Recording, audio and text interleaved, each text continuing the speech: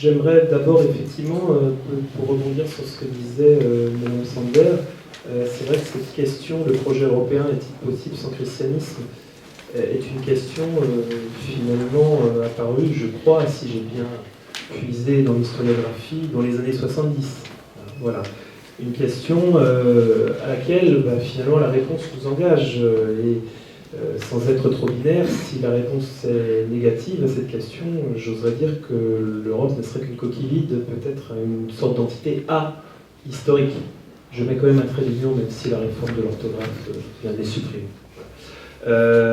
Si par contre la réponse est positive, eh bien l'Europe doit faire fructifier cet héritage. Voilà ce que je souhaite dire en premier. Alors, on pourrait reformuler comme vous l'avez déjà fait, finalement l'Europe a-t-elle des racines chrétiennes?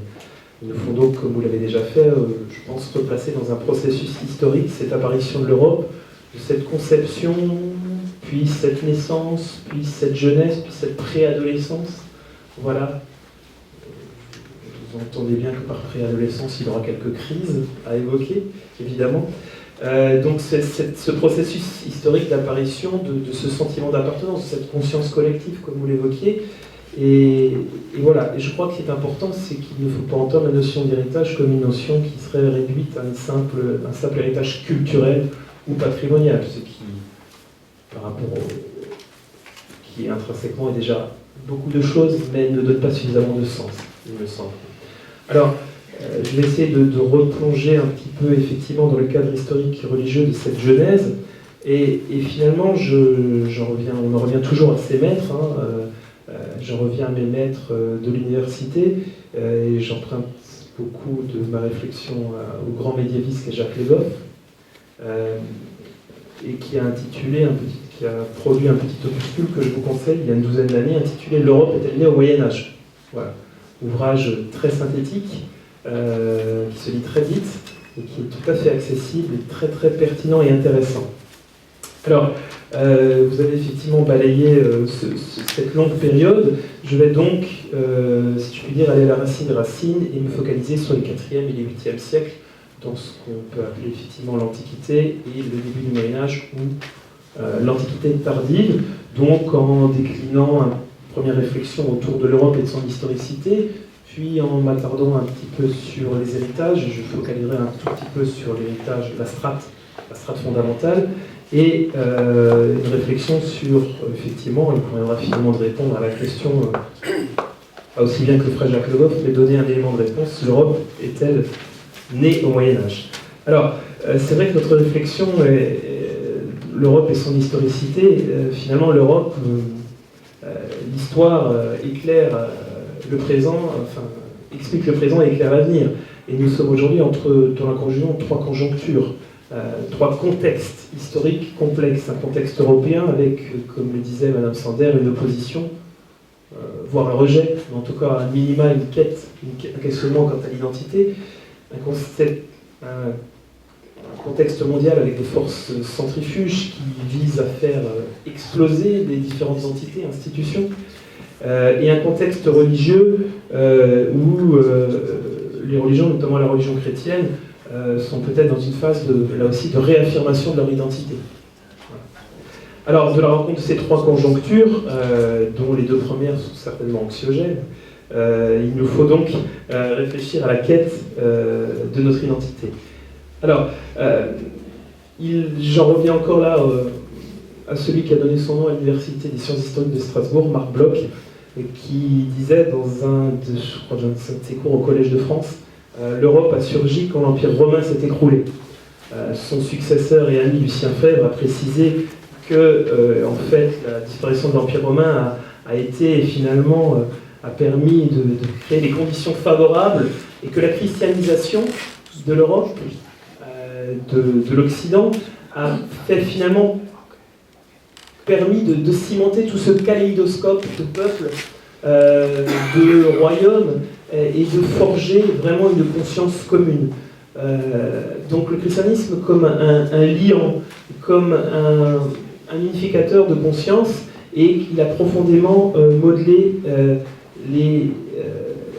l'Europe. Marc Bloch reprend plus loin en disant « Le monde européen est une création du Moyen-Âge alors l'Europe est née au sens humain du mot et n'a depuis cessé d'être traversée par des courants communs. Voilà.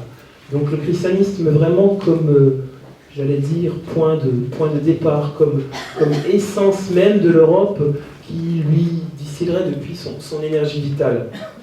Alors pour conclure rapidement cette première partie, puisque je vois que je suis surveillé en termes de chronométrage, même grâce aux nouvelles technologies, l'histoire de l'Europe, évidemment, et je crois que c'est important, nous oblige à nous placer dans la longue durée. Une réflexion sur l'identité d'aujourd'hui ne peut pas se couper, encore une fois, d'un refus de l'histoire, et il me semble que cela est fondamental. Alors, rapidement, pour balayer les héritages, comme vous l'avez déjà évoqué, j'insisterai plutôt sur un des héritages, évidemment l'héritage biblique, mais je rappellerai, comme vous l'avez fait, l'Europe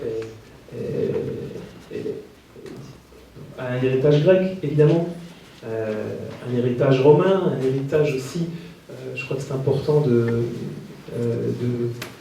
l'idéologie trifonctionnelle, hein, pour ceux qui ont lu du Mésil, ceux qui se battent, ceux qui se prient, ceux qui travaillent, oratores, bellatores, laboratores, et l'héritage biblique. On peut dire que par l'intermédiaire du christianisme, grâce au christianisme, pardon pour ce jeu de mots quelque peu osé, M. Chanoine, grâce au christianisme, Dieu entre dans la pensée, dans l'histoire de l'Europe. Et la mémoire historique devient vraiment l'élément essentiel au sens profond, au sens philosophique du terme, l'élément essentiel de la conscience européenne. Alors, ces différentes strates, effectivement, hein, je crois qu'il faut vraiment raisonner par strates. On pourrait dire qu'évidemment, il y a le 4e, 8e siècle avec la conception, les prémices. Il y a le 8e, 9e siècle avec la naissance, avec la christianisation. Effectivement, la christianisation rapide des royaumes européens, puis la strate féodale où commencent à apparaître des crises, et au début du Moyen-Âge et à la fin du Moyen-Âge, début de la Renaissance, la strate des épreuves. Alors, pour terminer dans le temps qui m'est imparti, donc dans la troisième partie, la conception de l'Europe, je reviendrai effectivement sur cette période du 4e au 8e siècle. Cette période que beaucoup d'historiens considèrent non plus comme le Moyen-Âge, puisque effectivement nos enfants apprennent à l'école que le Moyen-Âge commence officiellement à un instant T, un beau jour où ce brave jeune empereur romain âgé de 12 ans se fait renverser de son trône.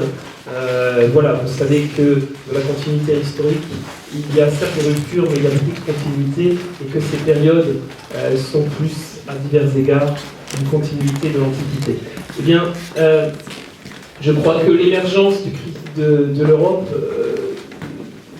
a été permise à travers deux phénomènes. D'abord, l'élaboration, vous l'aviez dit, monsieur Luce, l'élaboration de la doctrine chrétienne, c'était Saint Jérôme, bien sûr, Saint Augustin, et l'augustinisme politique, qui est parfois mal interprété, mal compris, rejeté, a bien été, allez, je vais oser un grand pari intellectuel et historique, une sorte de laïcité bien vécue, où il y aurait un vrai respect entre Dieu et César, un vrai respect, une laïcité positive, constructive, et cela c'est vraiment une conception qu'on peut lire à travers Saint Augustin. Le deuxième phénomène, et là aussi, est le legs de la culture antique, mais la culture antique, au sens, comme vous l'avez dit, juridique, on pourrait rajouter architecturale et d'organisation politique.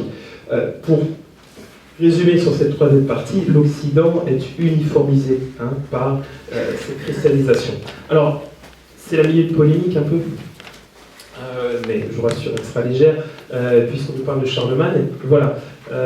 Alors, l'honnêteté historique, donc j'espère l'honnêteté intellectuelle, m'oblige non pas de relativiser, mais de préciser la personne de Charlemagne en tant que père de l'Europe. Il faut faire, je ne suis pas là pour déboulonner une quelconque statue, ni pour angéliser, que l'Europe doit à Charlemagne une conception effectivement civilisatrice, de l'Europe en tant que civilisation.